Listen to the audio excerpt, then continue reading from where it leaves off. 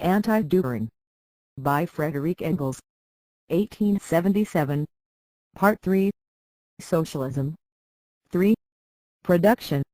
After all that has been said above, the reader will not be surprised to learn that the exposition of the principal features of socialism given in the preceding part is not at all in accordance with Herr Dühring's view. On the contrary, he must hurl it into the abyss where lie all the other rejected bastards of historical and logical fantasy, barren conceptions, confused and hazy notions, etc. To Herr Dühring, socialism in fact is not at all a necessary product of historical development, and still less of the grossly material economic conditions of today, directed toward the filling of the stomach exclusively. He's got it all worked out much better. His socialism is a final and ultimate truth. It is the natural system of society whose roots are to be found in a universal principle of justice, and if he cannot avoid taking notice of the existing situation, created by the simple history of the past, in order to remedy it, this must be regarded rather as a misfortune for the pure principle of justice. Herr Dühring creates his socialism, like everything else, through the medium of his famous two men. Instead of these two puppets playing the part of master and servant, as they did in the past, they perform this once, for a change, the piece on the equality of rights, and the foundations of the Dühringian socialism have been laid. It therefore goes without saying that to Herr Dühring the periodical crises in industry have not at all the historical significance which we were compelled to attribute to them. In his view, crises are only occasional deviations from normality, and at most only serve to promote the development of a more regulated order. The common method of explaining crises by overproduction is in no wise adequate for his more exact conception of things. Of course such an explanation may be permissible for specific crises in particular areas, as, for example, the swamping of the book market with works suddenly released for republication and suitable for mass sale. Herr Dühring can at any rate go to sleep with the gratifying feeling that his immortal works will never bring on any such world disaster. He claims, however, that in great crises, it is not overproduction, but rather the lagging behind of popular consumption, artificially produced underconsumption, interference with the natural growth of the needs of the people, which ultimately make the gulf between supply and demand so critically wide. And he has even had the good fortune to find a disciple for this crisis theory of his. But unfortunately the underconsumption of the masses, the restriction of the consumption of the masses to what is necessary for their maintenance and reproduction, is not a new phenomenon. It has existed as long as there have been exploiting and exploited classes. Even in those periods of history when the situation of the masses was particularly favorable, as for example in England in the 15th century, they underconsumed. They were very far from having their own annual total product at their disposal to be consumed by them. Therefore, while underconsumption has been a constant feature in history for thousands of years, the general shrinkage of the market which breaks out in crises as the result of a surplus of production is a phenomenon only of the last 50 years, and so Herr Dühring's whole superficial vulgar economics is necessary in order to explain the new collision not by the new phenomenon of overproduction but by the thousand-year-old phenomenon of underconsumption. It is like the mathematician attempting to explain the variation in the ratio between two quantities, one constant and one variable, not by the variation of the variable but by the fact that the constant quantity remains unchanged. The underconsumption of the masses is a necessary condition of all forms of society based on exploitation, consequently also of the capitalist form, but it is the capitalist form of production which first gives rise to crises. The underconsumption of the masses is therefore also a prerequisite condition of crises, and plays in them a role which has long been recognized. But it tells us just as little why crises exist today as why they did not exist before. Herr Dühring's notions of the world market are altogether curious. We have seen how, like a typical German man of letters, he seeks to explain real industrial-specific crises by means of imaginary crises on the Leipzig book market, the storm on the ocean by the storm in a teacup, He also imagines that present-day capitalist production must, quote, depend for its market mainly on the circles of the possessing classes themselves, end quote. Which does not prevent him, only 16 pages later, from presenting, in the generally accepted way, the iron and cotton industries as the modern industries of decisive importance, that is, precisely the two branches of production whose output is consumed only to an infinitesimally small degree within the circle of the possessing classes and is dependent more than any other on mass use. Wherever we turn in Herr Dühring's works there is nothing but empty and contradictory chatter. But let us take an example from the cotton industry. In the relatively small town of Oldham alone, it is one of a dozen towns round Manchester with 50 to 100,000 inhabitants engaged in the cotton industry. In this town alone, in the 4 years 1872 to 1875, the number of spindles spinning only number 32. The yarn increased from 2.5 to 5 million, so that in one medium-sized English town there are as many spindles spinning one single count as the cotton industry of all Germany, including Alsace, possesses.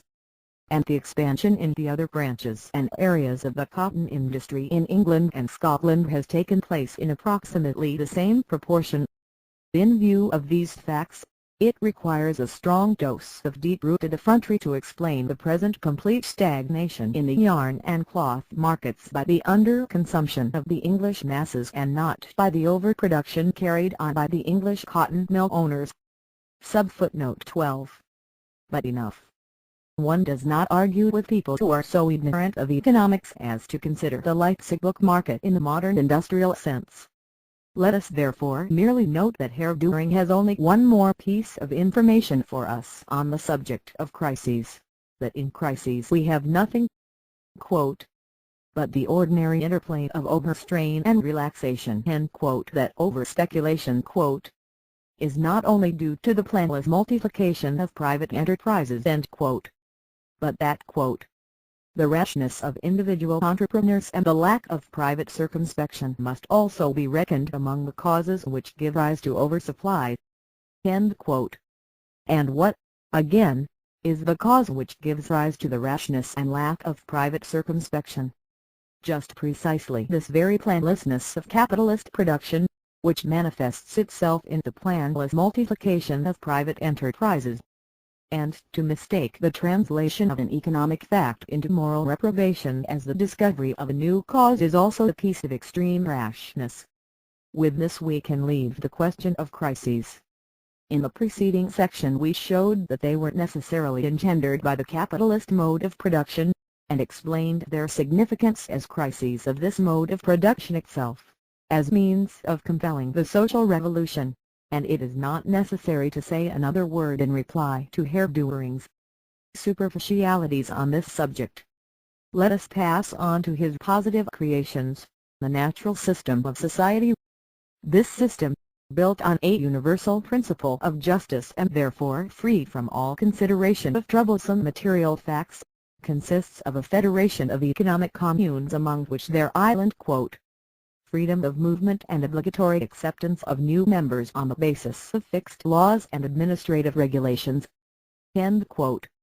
The economic commune itself is above all, quote, a comprehensive schematism of great import in human history, end quote, which is far superior to the quote-unquote erroneous half-measures, for example, of a certain Marx. It implies, quote, a community of persons linked together by their public right to dispose of a definite area of land and a group of productive establishments for use in common, jointly participating in the proceeds, end quote. This public right is a, quote, right to the object, in the sense of a purely publicistic relation to nature and to the productive institutions, end quote. We leave it to the future jurists of the economic commune to cudgel their brains as to what this means. We give it up. The only thing we gather is that it is not at all the same as the corporative ownership of workers' associations, which would not exclude mutual competition and even the exploitation of wage labor.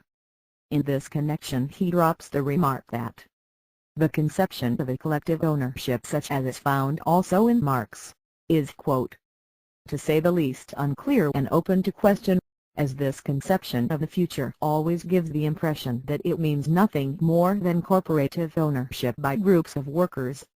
End quote. This is one more instance of Herr Dühring's usual vile habits of passing off a thing for what it is not, for whose vulgar nature, to use his own words, quote, "only the vulgar word snutty would be quite appropriate." End quote. It is just as baseless a lie as Herr Dühring's other invention that by collective ownership Marx means an ownership which is at once both individual and social. In any case, this much seems clear: the publicistic right of an economic commune in its means of labor is an exclusive right of property, at least as against every other economic commune and also as against society and the state. But this right is not to entitle the commune, quote, "to cut itself off from the outside world," for among the various economic communes there is freedom of movement and obligatory acceptance of new members on the basis of fixed laws and administrative regulations, like belonging to a political organization at the present time, or participation in the economic affairs of the commune. End of quote. There will therefore be rich and poor economic communes, and the leveling out takes place through the population crowding into the rich communes and leaving the poor ones. So that although Herr Dühring wants to eliminate competition in products between the individual communes by means of national organization of trade, he calmly allows competition among the producers to continue. Things are removed from the sphere of competition, but men remain subject to it. But we are still very far from clear on the question of publicistic right. 2 pages further on Herr Dühring explains to us: the trade commune, quote, "will at first cover the politico-social area whose inhabitants form a single legal entity and in this character have at their disposal the whole of the land, the dwellings and productive institutions." End quote. So after all, it is not the individual commune at whose disposal these things are, but the whole nation. Quote unquote.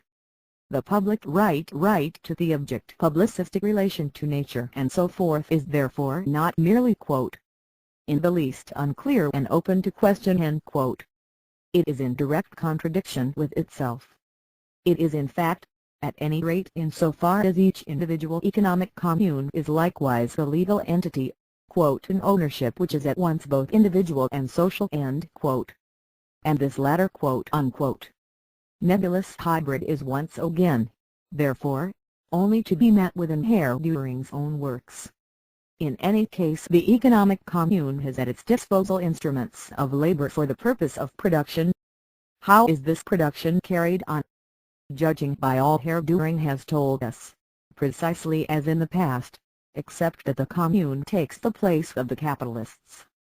The most we are told is that everyone will then be free to choose his occupation, and that there will be equal obligation to work.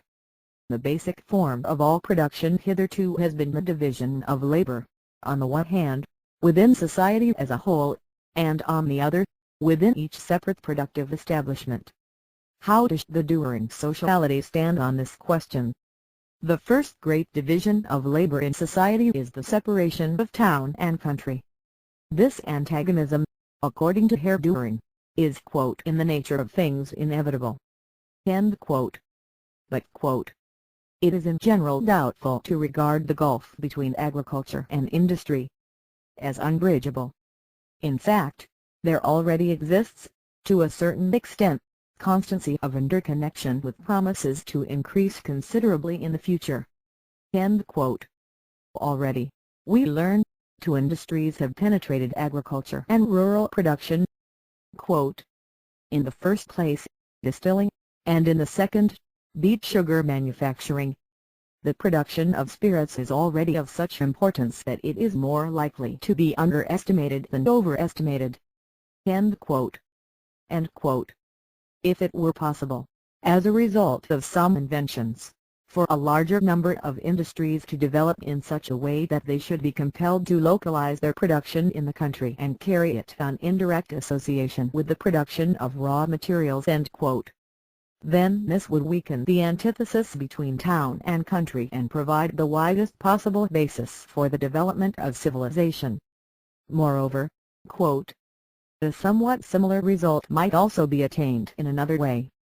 Apart from technical requirements, social needs are coming more and more to the forefront, and if the latter become the dominant consideration in the grouping of human activities, it will no longer be possible to overlook those advantages which ensue from a close and systematic connection between the occupations of the countryside and the technical operations of working up raw materials. End quote. Now in the economic commune it is precisely social needs which are coming to the forefront, and so will it really hasten to take advantage, to the fullest possible extent, of the above-mentioned union of agriculture and industry. Will Herr Dühring not fail to tell us that his accustomed length, his more exact conceptions on the attitude of the economic commune to this question? The reader who expected him not to would be cruelly disillusioned. The above-mentioned meager, stale commonplaces, once again not passing beyond the schnapps distilling and beet sugar-making sphere of the jurisdiction of Prussian law, are all that Herr Dühring has to say on the antithesis between town and country in the present and in the future. Let us pass on to the division of labor in detail. Here Herr Dühring is a little more exact. He speaks of, quote, the person who is to devote himself exclusively to one form of occupation. If the point at issue is the introduction of a new branch of production, the problem simply hinges on whether a certain number of entities, who are to devote themselves to the production of one single article, can somehow be provided with the consumption they require. In the socialitarian system no branch of production would require many people, and there, too, there would be economic species of men distinguished by their way of life. End quote. Accordingly, within the sphere of production everything remains much the same as before. In society up to now, however, an erroneous division of labor has obtained, but as to what this is, and by what it is to be replaced in the economic commune, we are only told, quote, with regard to the division of labor itself, we have already said above that this question can be considered settled as soon as account is taken of the various natural conditions and personal capabilities. End quote. In addition to capabilities, personal likings are taken into account. Quote, the pleasure felt in rising to types of activity which involve additional capabilities and training would depend exclusively on the inclination felt for the occupation in question and on the joy produced in the exercise of precisely this and no other thing. Exercise of a thing. End quote. And this will stimulate competition within the socialitarian system, so that, quote, production itself will become interesting, and the dull pursuit of it, which sees in it nothing but a means of earning, will no longer put its heavy imprint on conditions. End of quote. In every society in which production has developed spontaneously, and our present society is of this type, the situation is not that the producers control the means of production, but that the means of production control the producers. In such a society each new lever of production is necessarily transformed into a new means for the subjection of the producers to the means of production. This is most of all true of that lever of production which, prior to the introduction of modern industry, was by far the most powerful, the division of labor. The first great division of labor, the separation of town and country, condemned the rural population to thousands of years of mental torpidity, and the people of the towns each to subjection to his own individual trade. It destroyed the basis of the intellectual development of the former and the physical development of the latter. When the peasant appropriates his land, and the townsman his trade, the land appropriates the peasant and the trade the townsman to the very same extent. In the division of labor, man is also divided. All other physical and mental faculties are sacrificed to the development of one single activity. This stunting of man grows in the same measure as the division of labor, which attains its highest development in manufacture. Manufacture splits up each trade into its separate partial operations, allots each of these to an individual laborer as his life calling, and thus chains him for life to a particular detailed function and a particular tool. Quote, it converts the laborer into a crippled monstrosity, by forcing his detailed dexterity at the expense of the world of productive capabilities and instincts. The individual himself is made the automatic motor of a fractional operation. Marx end quote. A motor which in many cases is perfected only by literally crippling the laborer physically and mentally. The machinery of modern industry degrades the laborer from a machine to the mere appendage of a machine. The lifelong speciality of handling one and the same tool now becomes the lifelong speciality of serving one and the same machine. Machinery is put to a wrong use, with the object of transforming the workman, from his very childhood, into a part of a detailed machine. Marx.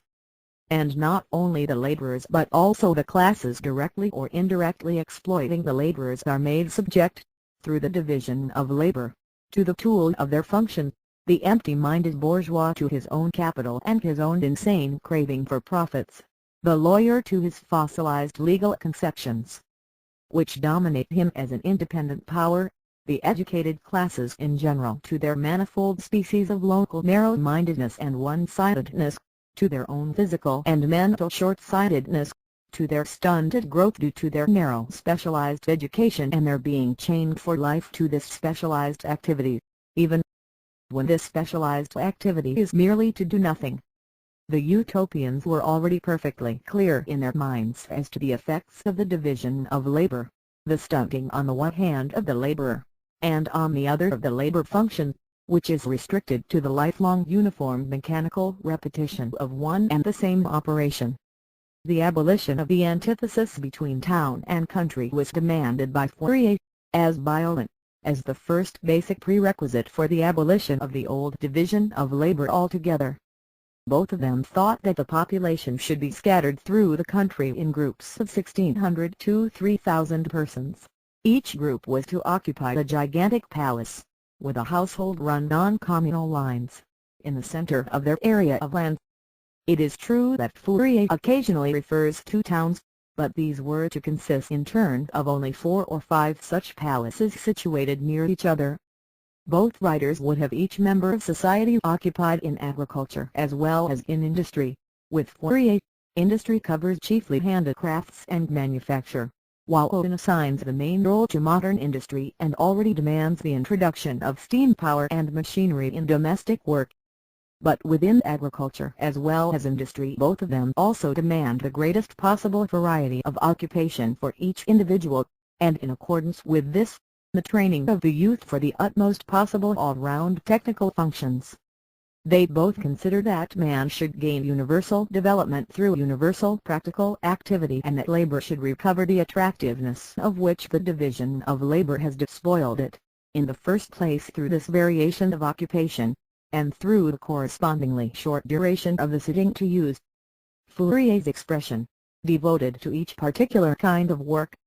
Both Fourier and Owen are in advance of the mode of thought of the exploiting classes inherited by Herr Dühring, according to which the antithesis between town and country is inevitable in the nature of things, the narrow view that a number of entities must in any event be condemned to the production of one single article, the view that desires to perpetuate the economic species of men distinguished by their way of life, people who take pleasure in the performance of precisely this and no other thing, who have therefore sunk so low that they rejoice in their own subjection and one-sidedness. In comparison with the basic conceptions even of the idea Fourier's most recklessly bold fantasies, in comparison even with the paltriest ideas of the crude, feeble, and paltry Owen, Herr Dühring, himself still completely dominated by the division of labor, is no more than an impertinent dwarf.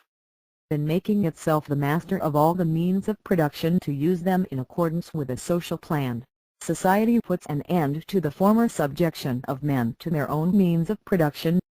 It goes without saying that society cannot free itself unless every individual is freed. The old mode of production must therefore be revolutionized from top to bottom, and in particular the former division of labor must disappear. Its place must be taken by an organization of production in which, on the one hand, no individual can throw on the shoulders of others his share in productive labor, this natural condition of human existence, and in which, on the other hand, productive labor, instead of being a means of subjugating men, will become the means of their emancipation, by offering each individual the opportunity to develop all his faculties, physical and mental, in all directions and exercise them to the full, in which, therefore, productive labor will become a pleasure instead of being a burden. Today this is no longer a fantasy, no longer a pious wish. With the present development of the productive forces, the increase in production that will follow from the very fact of the socialization of the productive forces, coupled with the abolition of the barriers and disturbances, and of the waste of products and means of production, resulting from the capitalist mode of production, will suffice, with everybody doing his share of work, to reduce the time required for labor to a point which, measured by our present conceptions, will be small indeed. Nor is the abolition of the old division of labor a demand which could only be carried through to the detriment of the productivity of labor. On the contrary, thanks to modern industry, it has become a condition of production itself. Quote, "The employment of machinery does away with the necessity of crystallizing the distribution of various groups of workmen among the different kinds of machines after the manner of manufacture, by the constant annexation of a particular man to a particular function. Since the motion of the whole system does not proceed from the workman, but from the machinery, the change of persons can take place at any time without an interruption of the work. Lastly, the quickness with which machine work is learned by young people, does away with the necessity of bringing up for exclusive employment by machinery, a special class of operatives." End quote.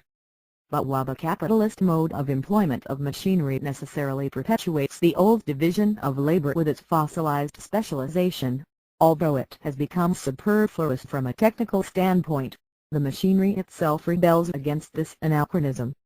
The technical basis of modern industry is revolutionary. Quote, "By means of machinery, chemical processes and other methods, it is continually causing changes not only in the technical basis of production, but also in the functions of the laborer, and in the social combinations of the labor process. At the same time, it thereby also revolutionizes the division of labor within its society, and incessantly launches masses of capital and of work people from one branch of production to another. Modern industry, by its very nature, therefore necessitates variation of labor, fluency of function, universal mobility of the laborer. We have seen how this absolute contradiction vents its rage in the incessant human sacrifices from among the working class, in the most reckless squandering of labor power, and in the devastation caused by social anarchy. This is the negative side. But it, on the one hand, variation of work at present imposes itself after the manner of an overpowering natural law, and with the blindly destructive action of a natural law that meets with resistance at all points. Modern industry, on the other hand, through its catastrophes imposes the necessity of recognizing, as a fundamental law of production, variation of work, consequently fitness of the laborer for varied work, consequently the greatest possible development of his varied aptitudes. It becomes a question of life and death for society to adapt the mode of production to the normal functioning of this law. Modern industry makes it a question of life and death to replace a monstrosity of a destitute working population kept in reserve at the disposal of capital for the changing needs of exploitation with the absolute availability of man for the changing requirements of labor, to replace what is virtually the mere fragment of the individual, the mere carrier of a social detail function, with the fully developed individual, to whom the different social functions are so many alternating modes of activity. Marx, Capital. End quote. Modern industry, which has taught us to convert the movement of molecules, something more or less universally feasible, into the movement of masses for technical purposes, has thereby to a considerable extent freed production from restrictions of locality. Water power was local, steam power is free. While water power is necessarily rural, steam power is by no means necessarily urban. It is capitalist utilization which concentrates it mainly in the towns and changes factory villages into factory towns. But in so doing it at the same time undermines the conditions under which it operates. The first requirement of the steam engine, and the main requirement of almost all branches of production in modern industry, is relatively pure water. But the factory town transforms all water into stinking manure. However much therefore urban concentration is a basic condition of capitalist production, each individual industrial capitalist is constantly striving to get away from the large towns necessarily created by this production, and to transfer his plant to the countryside. This process can be studied in detail in the textile industry districts of Lancashire and Yorkshire. Modern capitalist industry is constantly bringing new large towns into being, thereby constant flight from the towns into the country. The situation is similar in the metalworking districts where, in part, other causes produce the same effects. Once more, only the abolition of the capitalist character of modern industry can bring us out of this new vicious circle, can resolve this contradiction in modern industry, which is constantly reproducing itself. Only a society which makes it possible for its productive forces to dovetail harmoniously into each other on the basis of one single vast plan can allow industry to be distributed over the whole country in the way best adapted to its own development, and to the maintenance and development of the other elements of production. Accordingly, abolition of the antithesis between town and country is not merely possible. It has become the direct necessity of industrial production itself, just as it has become a necessity of agricultural production and, besides, of public health. The present poisoning of the air, water and land can be put an end to only by the fusion of town and country, and only such fusion will change the situation of the masses now languishing in the towns, and enable their excrement to be used for the production of plants instead of for the production of disease. Capitalist industry has already made itself relatively independent of the local limitations arising from the location of sources of the raw materials it needs. The textile industry works up, in the main, imported raw materials. Spanish iron ore is worked up in England and Germany, and Spanish and South American copper ores, in England. Every coalfield now supplies fuel to an industrial area far beyond its own borders, an area which is widening every year. Along the whole of the European coast steam engines are driven by English and to some extent also by German and Belgian coal. Society liberated from the restrictions of capitalist production can go much further still.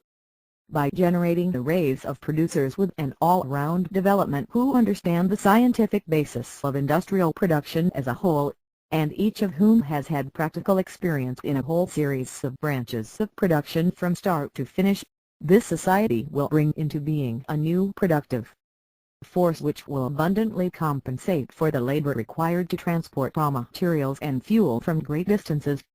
The abolition of the separation of town and country is therefore not utopian, also, in so far as it is conditioned on the most equal distribution possible of modern industry over the whole country.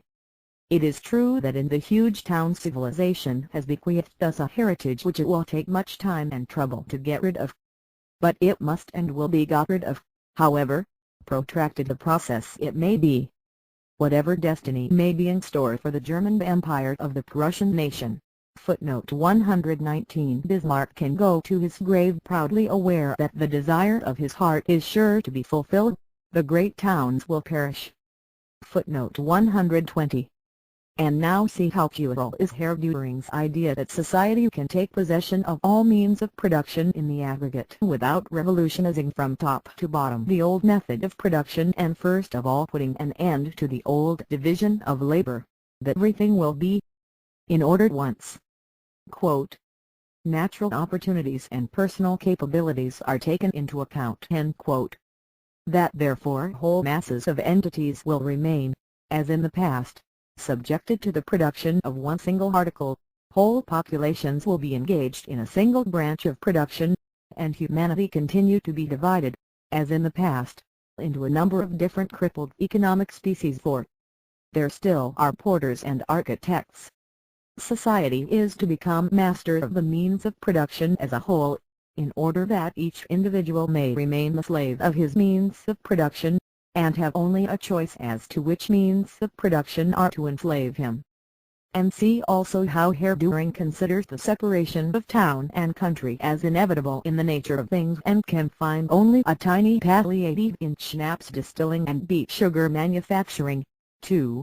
In their connection specifically Prussian branches of industry, how he makes the distribution of industry over the country dependent on certain future inventions and on the necessity of associating industry directly with the procurement of raw materials which are already used at an ever-increasing distance from their place of origin.